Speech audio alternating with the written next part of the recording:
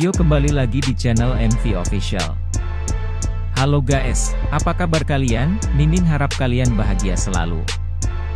Di video kali ini kita akan melanjutkan cerita manhwa pembela kebijaksanaan dan keadilan. Seperti biasa karena ini channel baru, Mimin mohon bantuan untuk tekan tombol like, subscribe, dan nyalakan juga loncengnya. Dan untuk kalian yang masih baru jangan lupa untuk menonton di video sebelumnya agar ceritanya nyambung. Link videonya sudah Mimin cantumkan di deskripsi video ini. Cerita dimulai. Detak jantung berdegup kencang yang menghantui. Kenapa ini terjadi? Seru penjahat Ren. The 100 Step Boxing dari Red Sunset muncul. Gumamnya sebelum kematian. Bergantian pandang mengisi keterkejutan ketika Yeming menatap tajam. Siapa yang melakukannya? Seorang penatua dari Red Sunset yang menguasai The 100 Step Boxing, jawab Bei Ming, menyampaikan petunjuk mengarah ke arah yang gelap. Yeming tak bisa menyembunyikan rasa terima kasihnya kepada penatua itu. Namun, saat pandangan mereka bersatu, penatua mengaruk wajahnya dan bergumam, nampaknya bocah ini selalu saja mendapat masalah. Berusaha menenangkan hati yang gelisah, penatua merenungkan Xing Chen, harapannya untuk pelindungnya yang setia. Tapi sayangnya, Xing Chen tak bisa diandalkan saat ini. Dia memutuskan untuk bermain kartu, berharap waktu bisa membawanya ke titik terang. Untungnya, kejadian mengerikan berhasil dia deteksi tepat pada waktunya. Sambil berjalan pergi, penatua tersebut menghilang di antara pegunungan. Setelah tali mengikatnya dilepaskan, Lansu bertanya pelan, "Apakah kau baik-baik saja?" "Aku baik-baik saja," jawab Yeming dengan cepat, memohon maaf atas keterlibatan Lansu dalam masalah ini. Lansu memeluknya penuh rasa terima kasih, "Kau tidak meninggalkanku ketika berhadapan dengan kematian. Aku tidak akan menyesal telah menghabiskan hidupku bersamamu. Kalau bukan karena diriku, kau tak akan terlibat dalam masalah seperti ini," gumam Yeming, berpikir tentang konsekuensi dari keberanian mereka yang menghadapi kenyataan kejam. "Lansu tinggallah bersamaku?" tanya Yeming. Terseok-seok, Lansu mencoba menutupi rasa malunya. "Kita masih muda, itu tak akan baik." Yeming mengkhawatirkan Lansu ketika sendirian di tempat tinggalnya.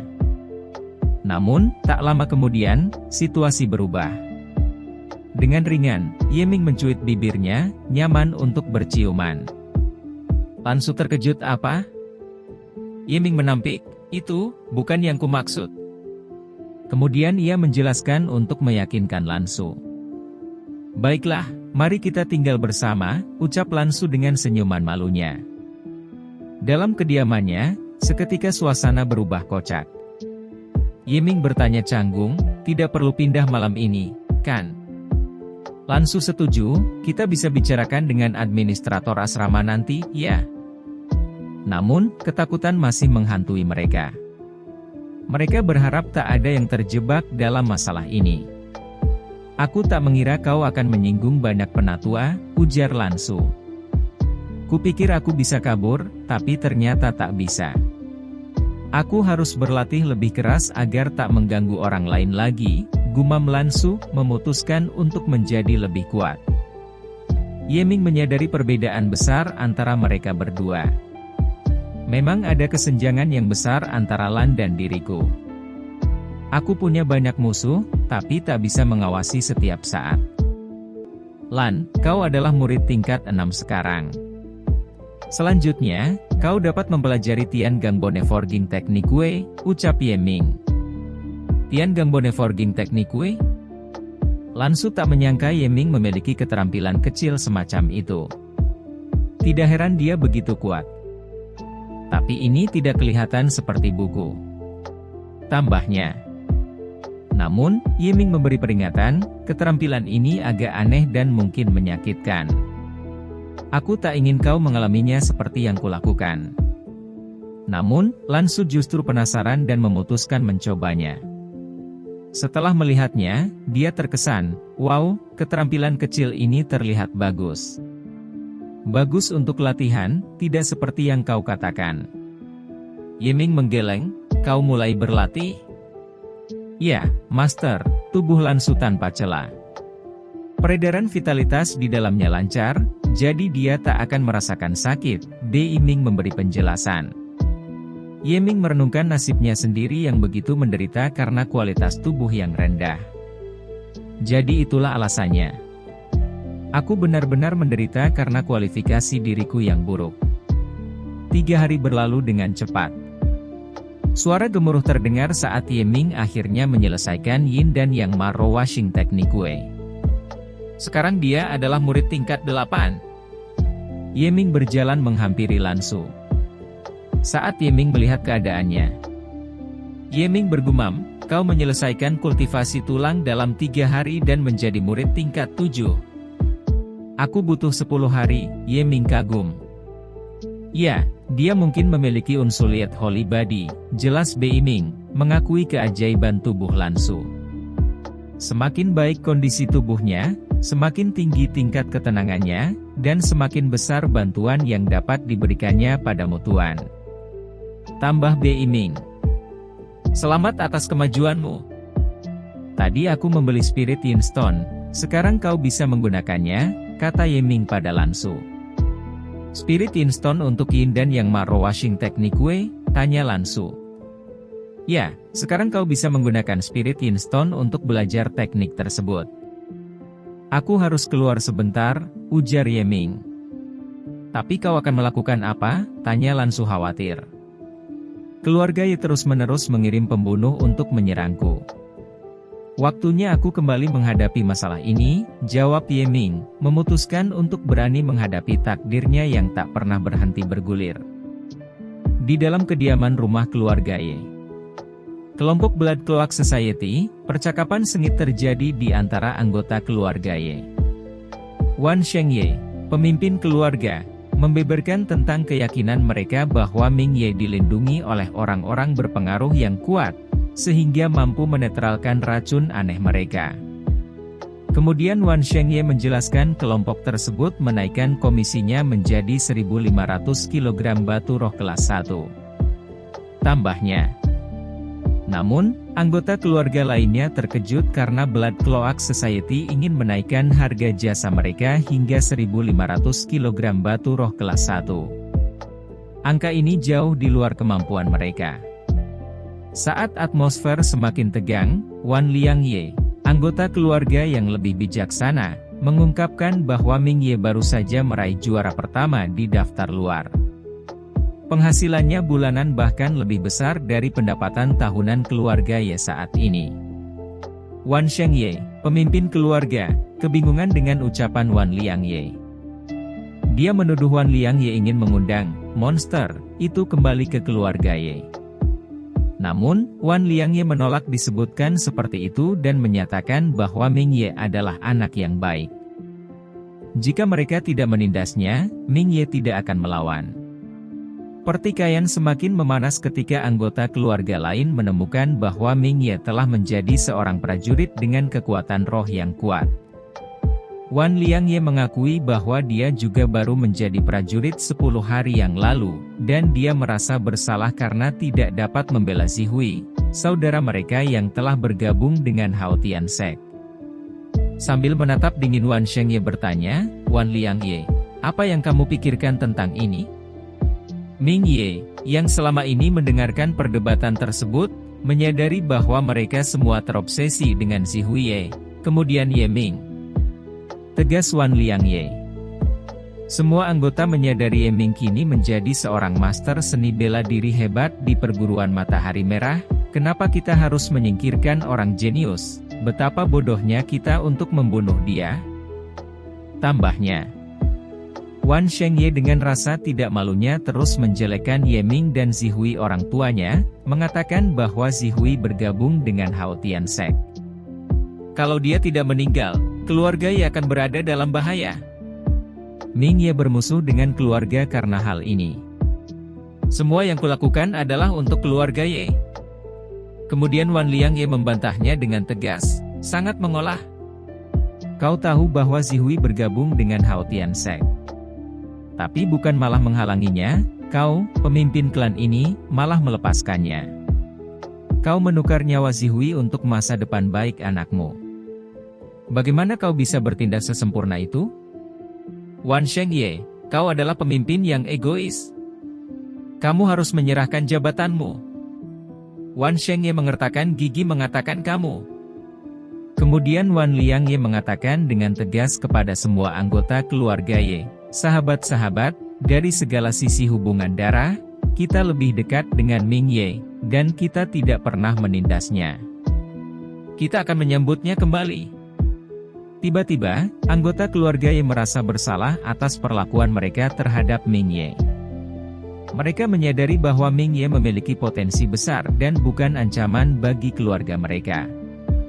Mereka memutuskan untuk menyambut Ming Ye kembali ke keluarga Ye jika Wan Liangye menjadi pemimpin yang baru.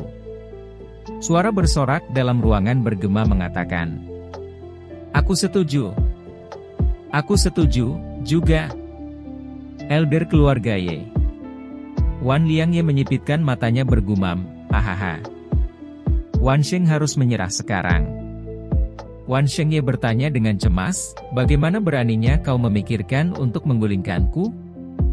Anakku, Zisheng sekarang adalah murid dalam sekte Tianhe dan seorang master seni bela diri. Ketika dia kembali, kalian akan tengkurap dan meminta-minta kepadaku untuk menjadi pemimpin." Tambahnya sambil tertawa, "Hahaha." Kemudian para anggota Ye terkejut bertanya-tanya, "Apa? Zisheng Ye adalah seorang master seni bela diri?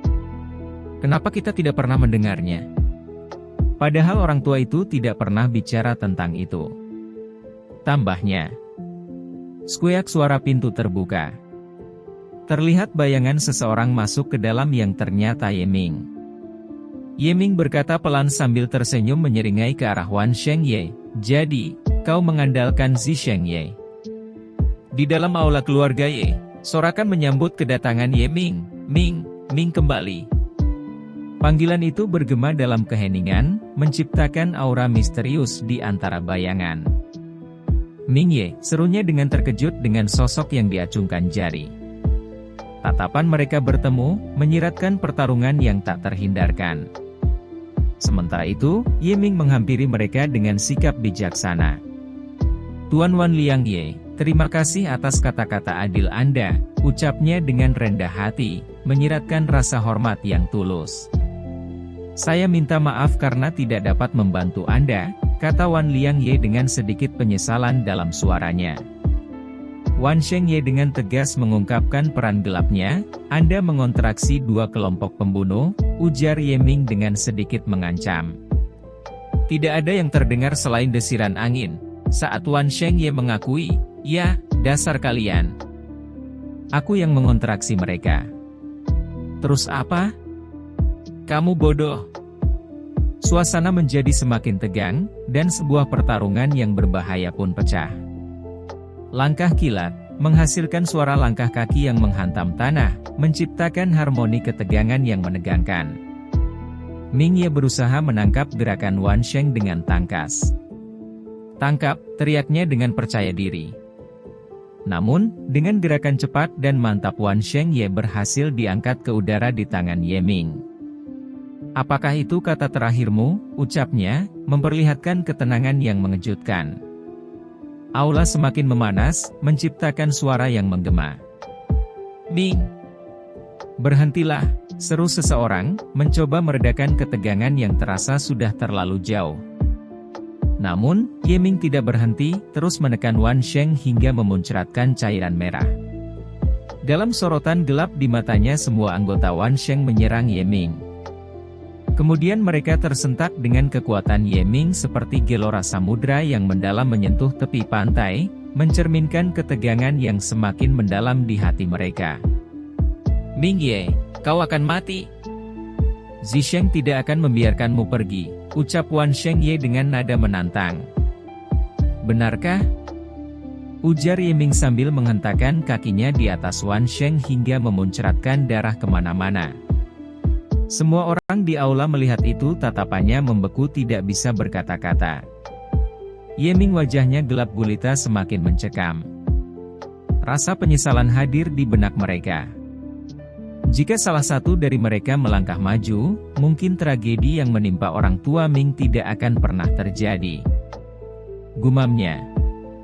Aku dan mereka di keluarga yang mempunyai asal-usul yang sama. Mengapa ia begitu dingin padaku, gumam Ye Ming dalam keraguan. Rasa penyesalan menghantui keheningan itu, ketika kesalahan kecil dalam pikiran menyebabkan keluarga yang melewatkan kesempatan untuk bangkit. 3 hari berlalu, saat keadaan di Anese Elit sepertinya telah kembali normal. Inner Elder Guangsan bertanya, apa ada hal spesial yang terjadi di sekte selama ketidakhadiranku? Semua berjalan baik, jawab sepupu Ren. Ming Ye berhasil mendapatkan kesuksesannya sebagai murid luar yang menjadi juara pertama di daftar luar. Tambahnya, Elder Guangsan bertanya lagi, ingat, saudaramu, Xiaolong, adalah juara pertama, bukan? Terlihat ada konflik yang membara di antara mereka, yang menyiratkan adanya cerita lebih besar di balik semua ini. Setelah Xiaolong Ren dikalahkan, aku mengirim beberapa murid dalam untuk mengurusnya, tapi mereka semua mati, cerita sepupu Ren dengan ekspresi serius. Dia menduga ada sesuatu yang disembunyikan. Pasti ada seorang elder dalam yang menolongnya. Ini pasti dilakukan oleh Biaofu, ucap Guangsan dengan yakin, mengungkapkan kecurigaannya terhadap Biaofu. Keheningan menyelimuti saat Guangsan menjelaskan, aku tidak ada selama setengah tahun, jadi mereka pasti telah membuat banyak penyesuaian. Sepupu Ren menambahkan, aku belum bertindak karena tahu bahwa Elder Fu mendukung Ming Ye. Akan menyesal jika menghabisi orang berbakat seperti dia. Sudah kususun agar kamu bisa mengumpulkan keuntungan. Kamu siap menyerahkan kebencianmu padaku. Bagus, sahut Guangsan, mencerminkan keyakinannya. Guangsan memberitahu, aku mendapat beberapa set keterampilan bela diri dari Pales. Suatu hari, akan kujarumkan salah satunya padamu. Sepupu Ren mengucapkan terima kasih atas bimbingan, menunjukkan rasa hormatnya pada Master Guangsan. Kabar baikmu akan kutunggu, janji Elder San dengan harapan. Tiba-tiba anggota sepupu Ren datang. Anggotanya mengajukan pertanyaan yang terasa menarik, kenapa kamu tidak ingin menyingkirkan Ming Ye? Mengapa kamu merekomendasikannya pada Elder San? Sepupu Ren menjelaskan alasan di balik keputusannya, Biaofu dan Elder dalam lainnya melindunginya. Aku tidak bisa menghabisinya. Dalam situasi seperti itu, lebih baik aku menggunakan dia untuk meningkatkan statusku di hati guru, lanjutnya, mengungkapkan rencananya yang cerdik. Sepupu Ren percaya, akan ada banyak kesempatan untuk menghabisinya kelak. Kamu benar, ujar anggotanya dengan percaya diri, mengekspresikan keyakinan pada masa depan yang penuh dengan intrik dan pertempuran tak terduga. Di asrama yang sunyi, Ye Ming menatap Lan Su dengan perasaan cemas. Bei Ming, apakah aku benar-benar perlu menggunakan metode itu? Gumamnya dalam hati. Tak jauh darinya, Bei Ming memberi nasihat, manfaatkan kesempatan untuk berciuman saat kamu tinggal bersama dengannya. Namun, Ye Ming menolak ide itu, karena kau tidak ingin menggunakan keterampilan merayu, aku hanya bisa membantumu melakukannya, tegas Bei Ming. Ye Ming menggeleng, keterampilan merayu bukanlah gayaku. Bergegas Ye Ming menjelaskan, mereka semua adalah pemaksaan dan keterampilan menggunakan obat-obatan. Ada puluhan halaman tentang cara membuat afrodisiak. Aku tidak bisa menggunakan keterampilan kotor ini. Tanpa pilihan lain, Ye Ming mengarahkan mata tajamnya ke sebuah kalajengking. Jadi, aku harus menggunakan metodeku. Aku akan menikam mulutmu dengan kalajengking ini dan melemahkan nafasmu. Ye Ming mengangguk setuju, Lan Su akan membantumu detoksifikasi. Sudahlah, lakukan saja apa yang kamu katakan, jawab Bei Ming dengan ragu. Ye Ming memberi peringatan lembut, bersikaplah lembut, benda ini terlihat menakutkan. Namun, sebelum mereka dapat melanjutkan pembicaraan, suara tajam memecah keheningan. Bang, pintu dibuka paksa. Ming Ye, Kamu memperkosa Hanyu, seorang murid luar semalam. Keduanya menoleh dan melihat beberapa orang mendekat. Kami datang untuk menangkapmu atas perintah elder penegak hukum. Ikut dengan kami, ujar salah seorang dari mereka. Langsung menyangkal tudingan itu, omong kosong. Ming tinggal bersamaku semalam dan tidak pergi keluar. Dia bukan tipe orang seperti itu. Namun, tuduhan itu semakin serius ketika nama Hanyu disebutkan. Hanyu, apakah dia ingin berurusan dengan saya? Tapi aku hanya bertemu dengannya sebentar. Jadi dia tidak perlu merusak reputasinya hanya untuk membalas dendam kepadaku. Ye Ming berusaha membela diri. Buktinya kuat. Ayo ikut dengan saya ke aula penegak hukum sekarang, ujar seorang wanita tegas. Cerak tangan Ye Ming diborgol paksa. Ye Ming sambil menatap dengan lembut mengatakan, Lan, kamu bisa tenang berpegang pada fakta bahwa aku akan kembali segera. Aula penegak hukum. Di dalam aula banyak orang-orang melihat proses penegakan hukum Ye Ming. Beberapa orang berbicara. Aku tidak mengira bahwa Ming Ye, orang pertama di daftar luar, akan memperkosa seorang murid perempuan. Ucap seseorang. Ayolah, Lansu adalah murid perempuan paling cantik di sini. Aku pikir dia dijebak. Balas seseorang. Apakah dia dijebak atau tidak? Kali ini dia bisa dalam masalah. Balas seseorang lainnya. Seseorang bergumam. Setelah diperdaya oleh pria di masa mudanya, elder di aula penegak hukum sangat tidak menyukai pria.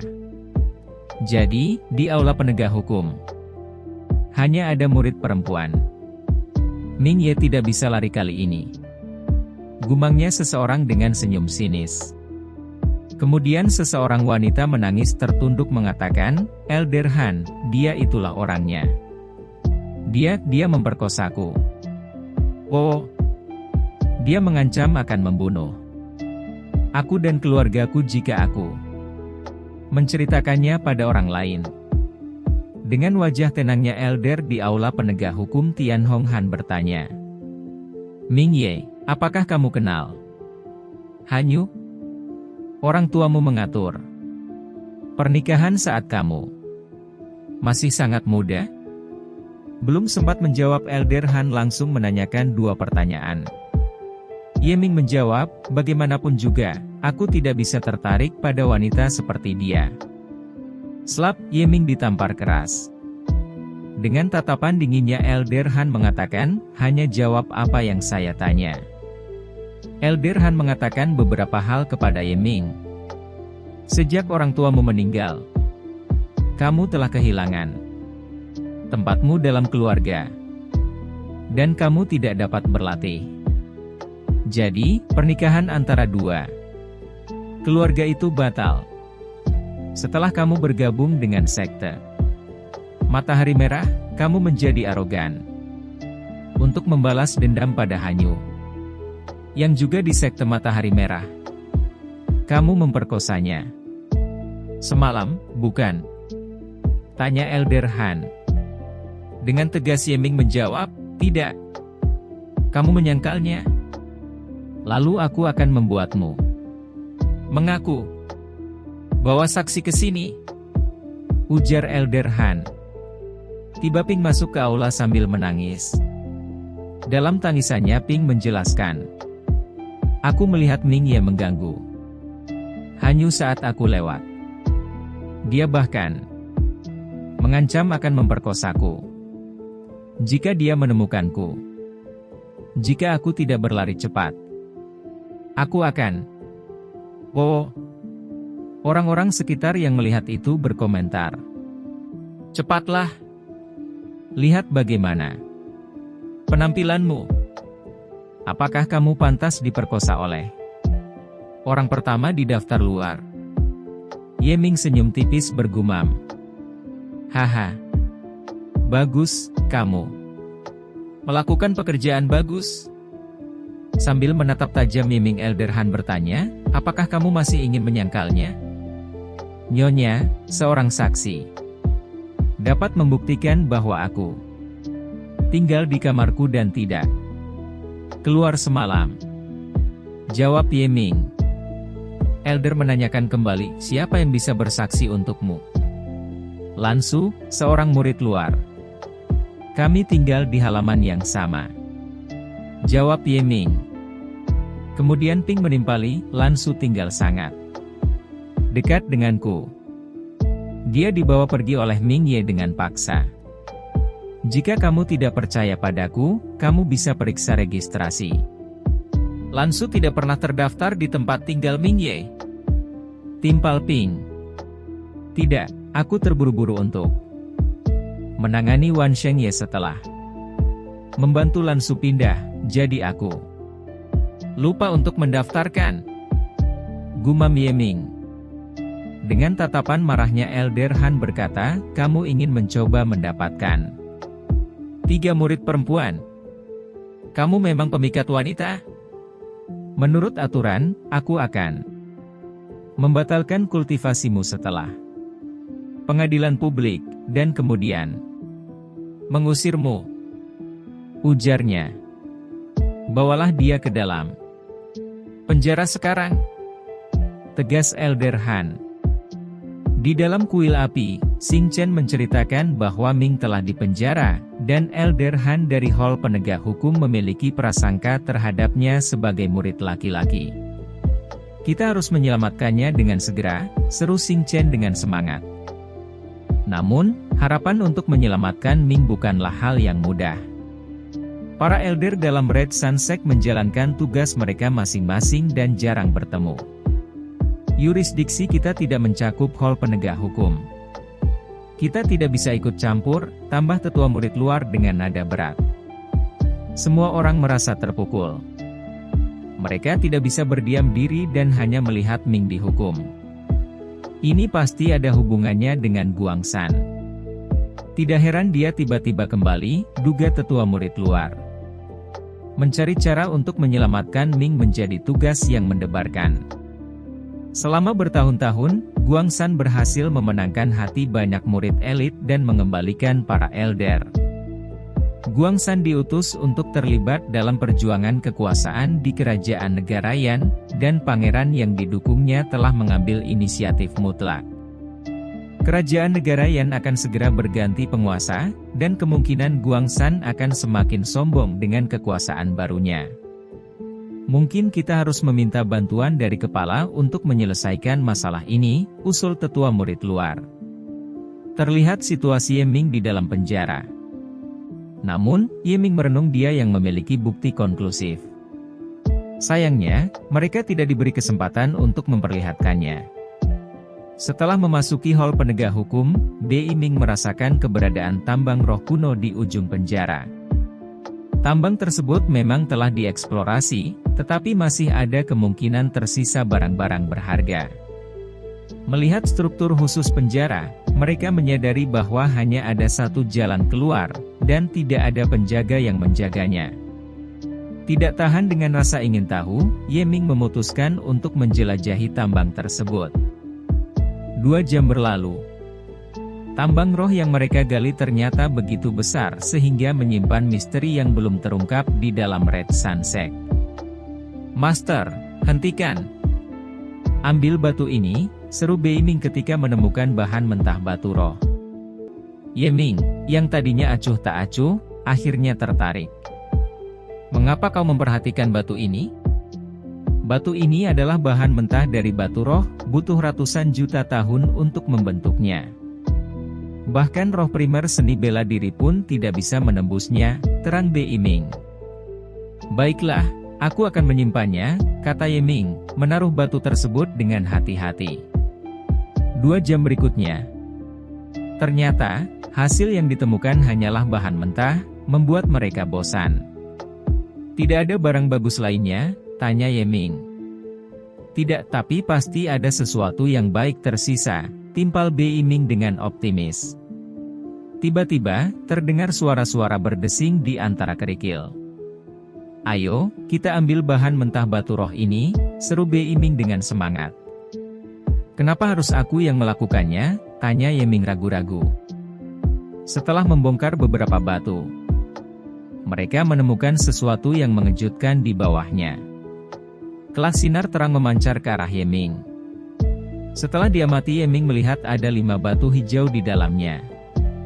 Beruntungnya, Master. Batu hijau ini adalah batu roh kelas 7, Healthstone. Ini tak ternilai harganya, terang Bei Ming. Dan yang biru adalah batu roh kelas 8, Epiphany Stone. Efeknya luar biasa bagi orang yang belum mencapai level Martialisane. Sungguh berharga, tambah Bei Ming. Oh, mereka sangat berharga. Jelas Ye Ming. Tapi Bei Ming, bukankah roh primer seni bela diri MU diblokir oleh bahan mentah itu? Bagaimana kau menemukannya?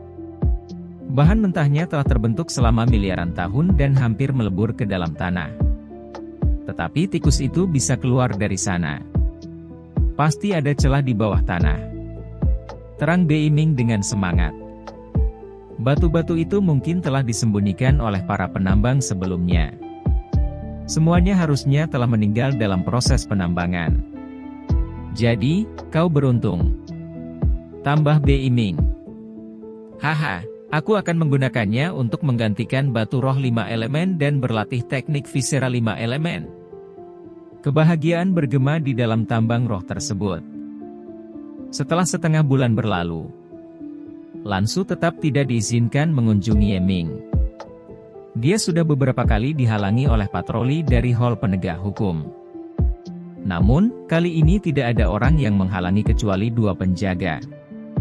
Aku harus berhasil, gumam Lan Su. Tuan-tuan, kalian masih di sini. Tiba-tiba, terdengar suara yang memuji, "Oh, wanita murid yang cantik sekali." Bukan hanya cantik, aku belum pernah melihat gadis seindah ini di sini sebelumnya. Aku akan mengganggunya, gumam seseorang penjaga sedikit niat jahat. Dapatkah aku masuk dan mengunjungi Ming Ye? Tanya Lan Su sambil menampakkan beberapa koin bela diri.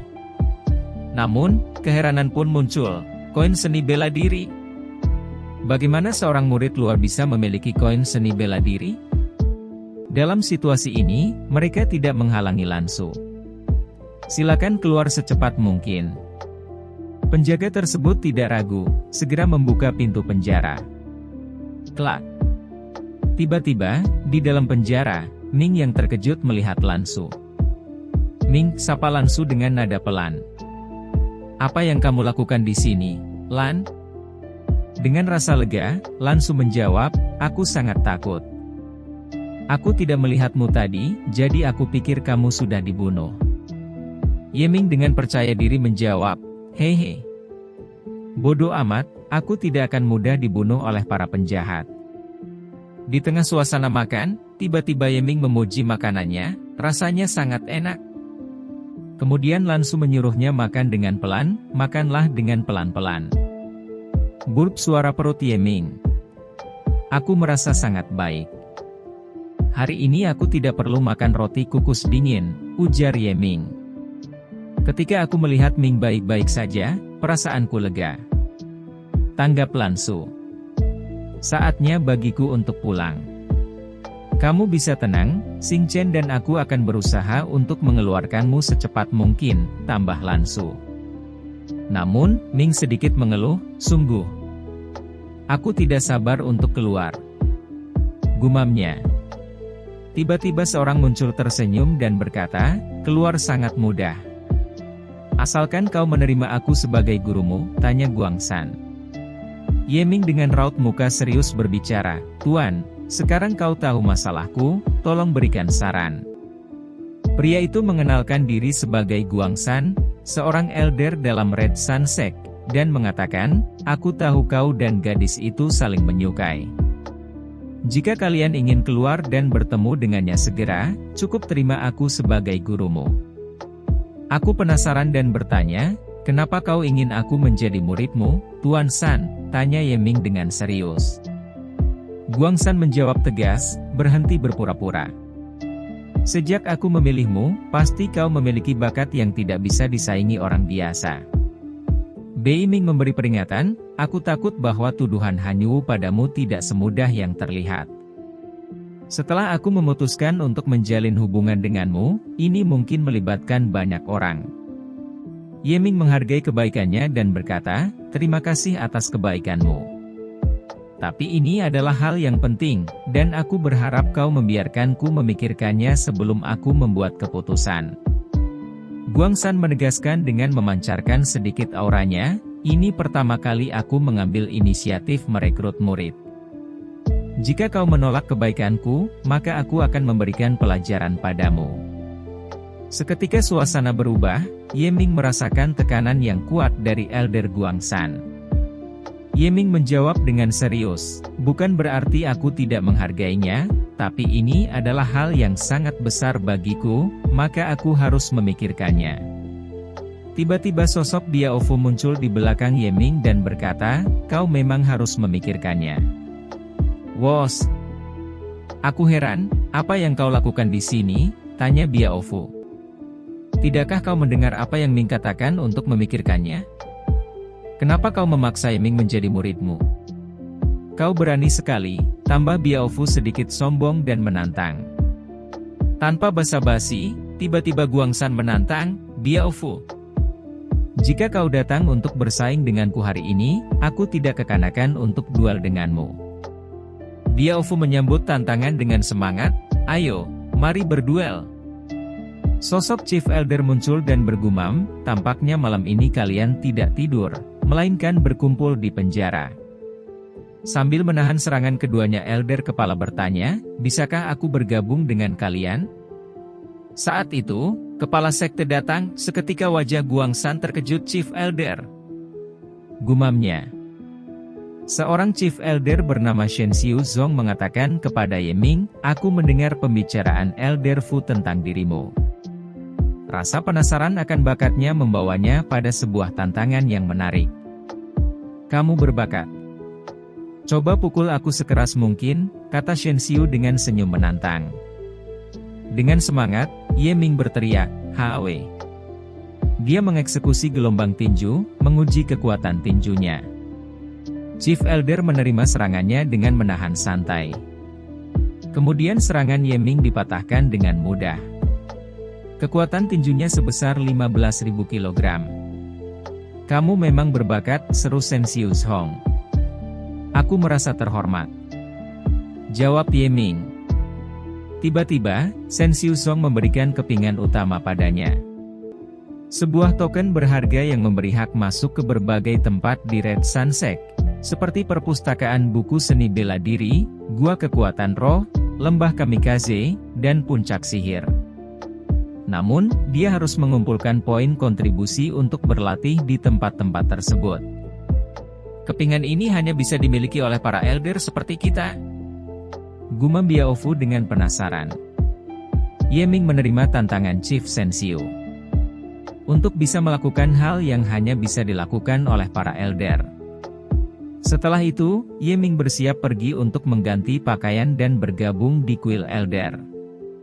Di Kuil Elder, pertemuan larut malam diadakan untuk membahas tentang Mingye. Mendengar pernyataan itu Hanyu dan Ping merasa aneh. Shen Xiu Zong mengatakan, Elder Han telah menyelidiki kasus antara Hanyu dan Mingye. Dan mengatakan bahwa Mingye adalah pelaku. Apakah kamu Hanyu? Tanya Shen Xiu. Ya, Tuan. Jawab Hanyu. Aku membaca transkrip dari Hall Penegak Hukum. Kamu mengatakan bahwa Mingye telah melakukan pelecehan padamu. Seberapa jauh dia melakukannya? Tanya Shen Xiu. Namun, Hanyu bersikeras bahwa Mingye telah memperkosanya. Konflik ini membuat Chief Elder harus memutuskan bagaimana menghadapinya.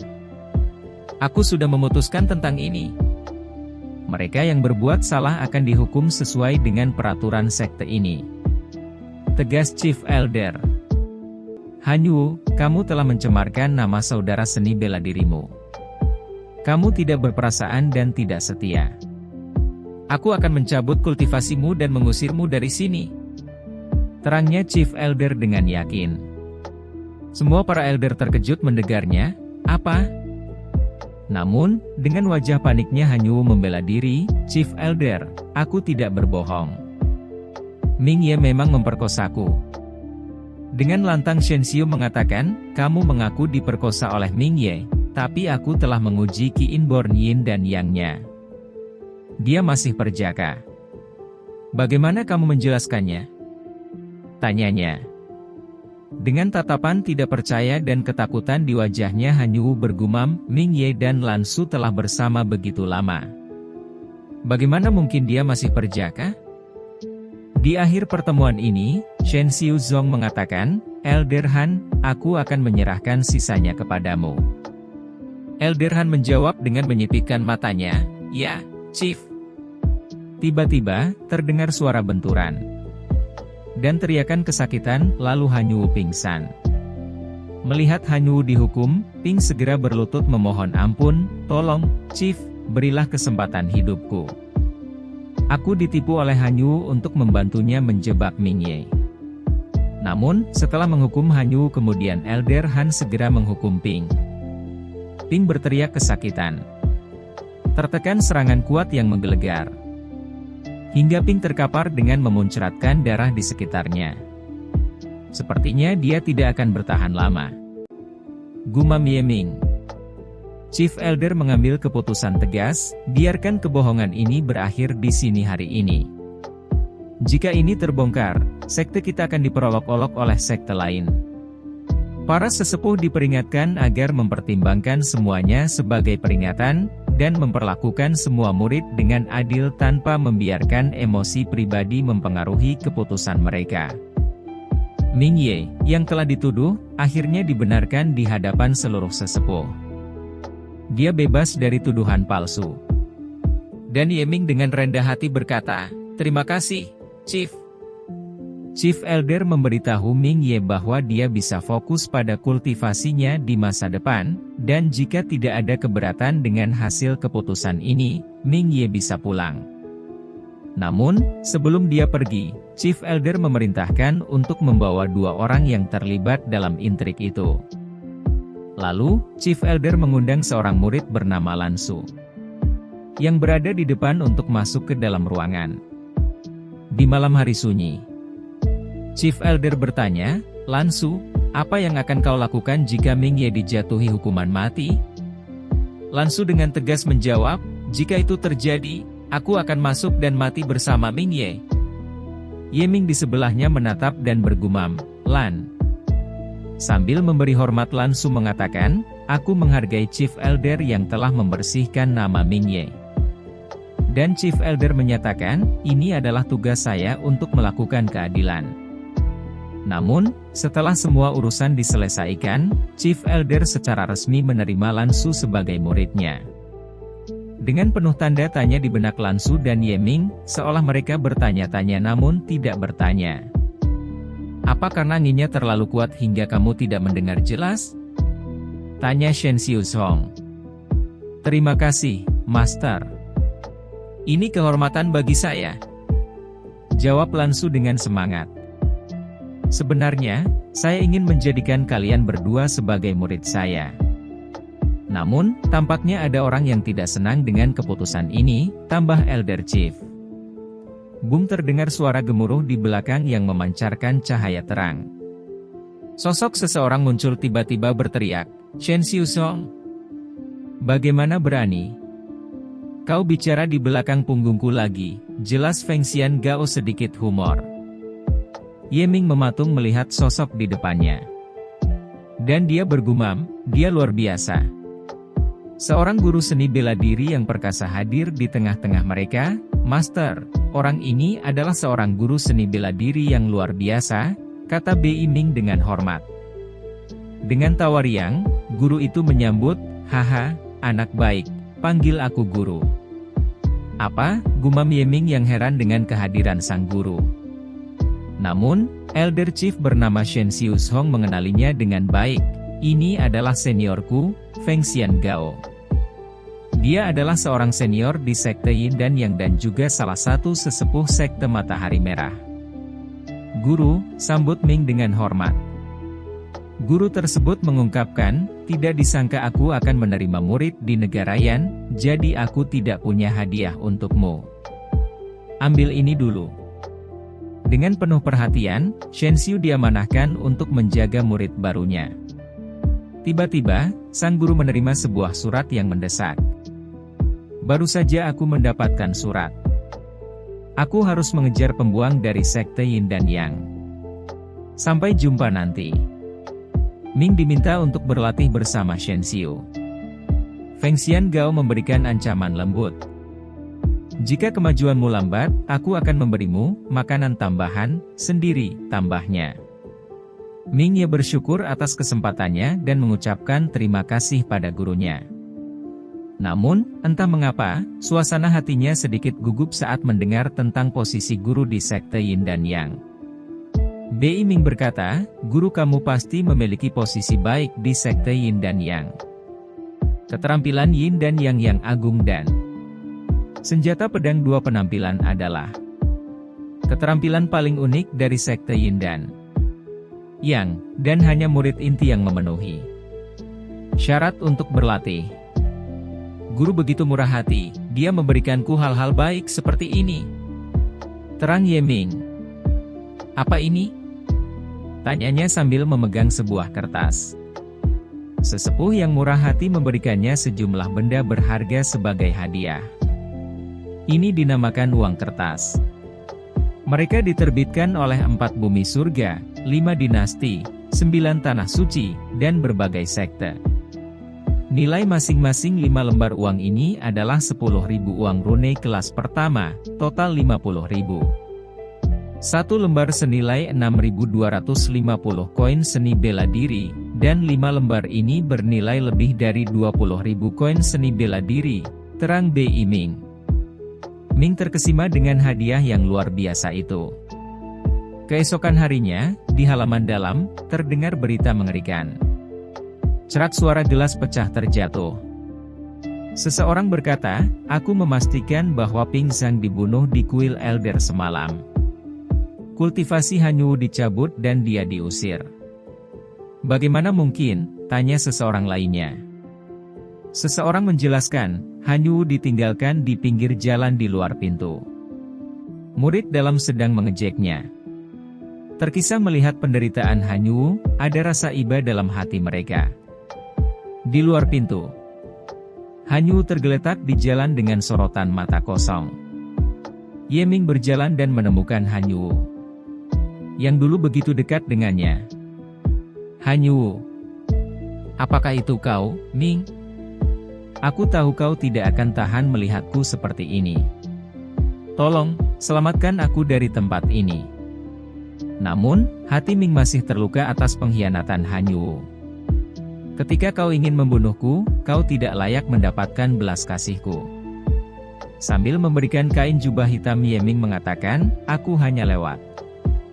Kita harus berjalan sendiri di masa depan dan tidak berjumpa lagi, tambahnya dengan tegas.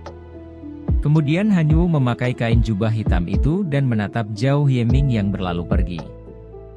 Siang hari cerah. Di sebuah halaman rumah yang sejuk dan indah. Ye Ming dan Lan Su berjalan sambil melihat-lihat halaman sekitar. Wow! Gumam Ye Ming dengan takjub. Bagaimana menakjubkan? Tambahnya. Seorang pelayan menyambut Ye Ming dan Lan Su mengatakan, Chief Elder khusus memerintahkan untuk menyediakan halaman yang lebih baik untuk murid perempuan baru. Ye Ming bergumam, bagus sekali. Saya berpikir apakah guru saya akan menyediakan satu untuk saya. Guru telah menyediakan rumah yang begitu besar untukku. Sayang sekali bagi saya untuk hidup sendiri. Terang Lan Su dengan sedikit wajah memerah. Ye Ming menanggapi, tapi Chief Elder tidak punya murid perempuan lain.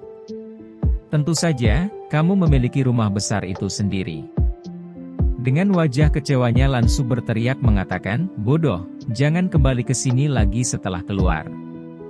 Bei Ming menjelaskan, Master, dia ingin kamu pindah ke rumahnya. Tanpa ragu Ye Ming pamit dengan mengatakan, baiklah. Aku akan mengambil barang-barangku. Kemudian Yeming dan Lansu berada di rumah makan bersama saudara Xing Chen. Yeming berkata, "Terima kasih sudah merawatku selama ini. Datanglah dan berbicara dengan kami jika kamu sedang santai."